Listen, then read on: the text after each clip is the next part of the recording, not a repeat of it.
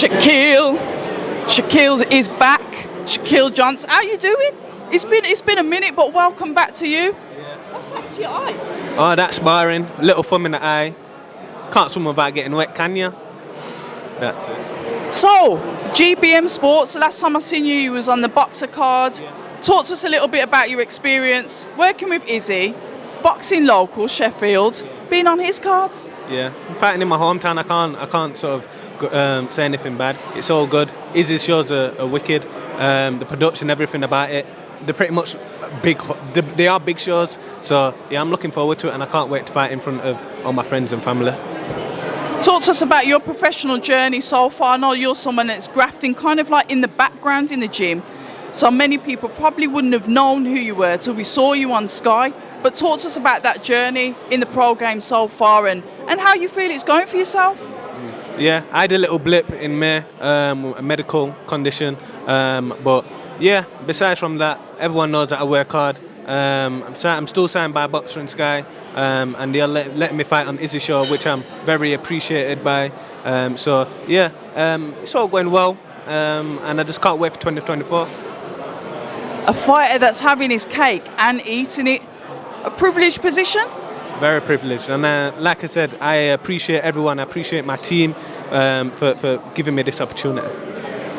So talk to us a little bit about your opponent, your next fight, and what you want to achieve, because I get it, everyone sits up here and they say how fantastic they are, but what do you want to achieve in boxing? And the reason why I ask this, Shakiel, is sometimes when you see fighters, some of them are in it for the money, some of them are in it for the fame, but then sometimes things don't work out, sometimes things go, rapidly, they get really, they turn into superstars, and it's almost like they forget why they started. So when we're looking at the diary of Shakiel, and we go back to 2024, what is your reason for boxing? What do you want out of this sport? I want to become a world champion, and I've got a family of my own, 2 daughters. I'm here to provide. So, world champion, that will give me enough money to provide for my daughters and my family. So yeah, that's all of it.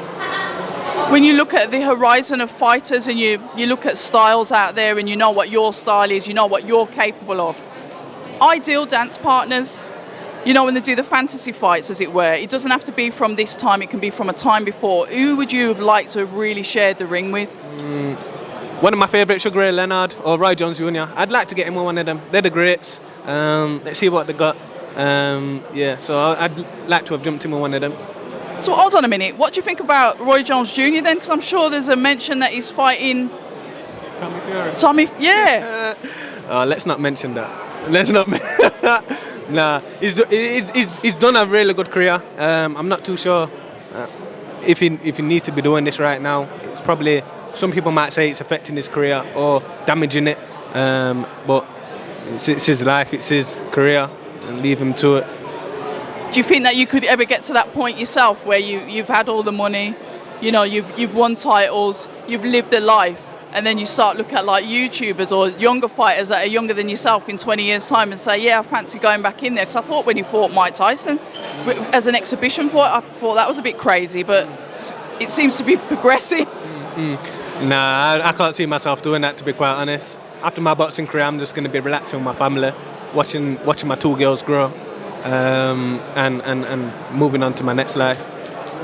One of the fights that I want to talk to you about is obviously the fight that's happening tonight. We've got Callum Smith, Artur Beterbiev, I beg your pardon, versus Callum Smith. Your thoughts on that? Everyone's got their opinion. I want to know from a fighter. What do you think about it? It's a really good fight, a very good fight. Beterbiev, he's 100% knockout ratio. Everyone knows he can punch. Everyone knows how dangerous he is. But Callum Smith, you can't underrate him. He can bang himself, and we saw that at super middleweight. I want to see what he can do at light heavy. Everyone's saying that his training's going really well. He's sparring the best he's ever sparred, and he's looking the best he's ever looked. So, I'm more in favour of Callum. I'm more in favour of Callum, to be quite honest. And hopefully after this he'll have a big fight with Bivol. Who knows? What's your thoughts on Bivol then? We've seen his last performance. One of the things that, Bivol's a very good boxer. I do like that Asian style, from Uzbekistan over that side. Power. is something that comes into question when we talk about Bivol. But we know that the Saudis are looking to obviously make that fight.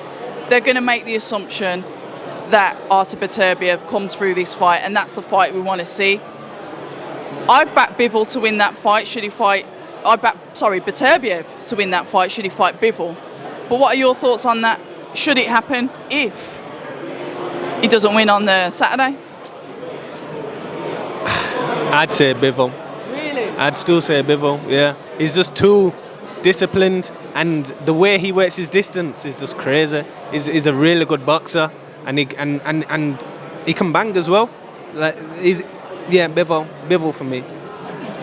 What if he was to fight Callum Smith then? Callum Smith comes through. How do you see that fight going? That's a bit more. See, this is what I mean. This is where styles make fights. It's a bit more.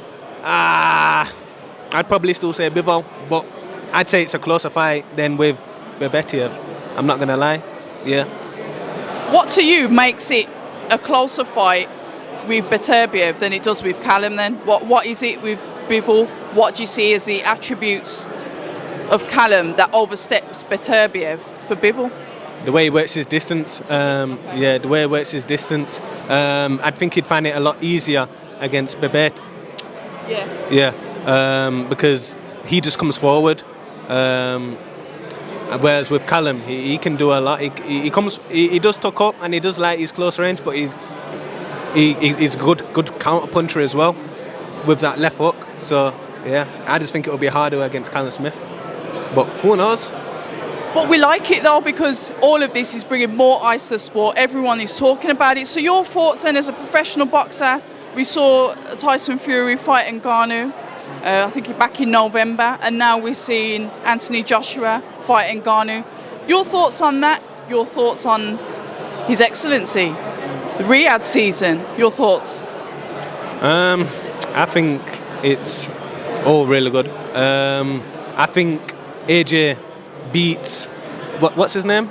Francis Ngannou. Yeah, Ngannou. I think he beats him easier than what Tyson Fury did. And like you said, styles make fights. I'm not too sure if. Who knows? I'm not too sure if Tyson Fury fully trained his hardest for that fight or whether he overlooked him. Who knows? I'm just saying. But I think Anthony Joshua is going to want to prove a point. That's just what I think. And I think he's going to want to show that he can knock him out, and then that'll really sell the AJ Tyson Fury fight. But we'll see. No, I like your thoughts of thinking. I more or less think the same thing. Something that you've touched on there that I want to ask you, because you understand it from a fighter's point of view. Talk to me about proving a point. Everyone, fighters are, I'm not bothered about social media, goes over my head, I don't really care. But what's the truth when you've got everyone looking at you? This is like, superstar level, and you're talking about you've got something to prove. There's levels to it, I get it. There's a small horse shows fighters, there's a mid-range, then there's obviously, the superstars in boxing, but it still means the same thing, right? Everyone wants to be the baddest, everyone wants to be the toughest, everyone wants to be number one, otherwise we won't be in this game. So, that's pretty much, yeah. Interesting. So your opponent then, we'll finish on yourself. Your opponent, what do you know about them?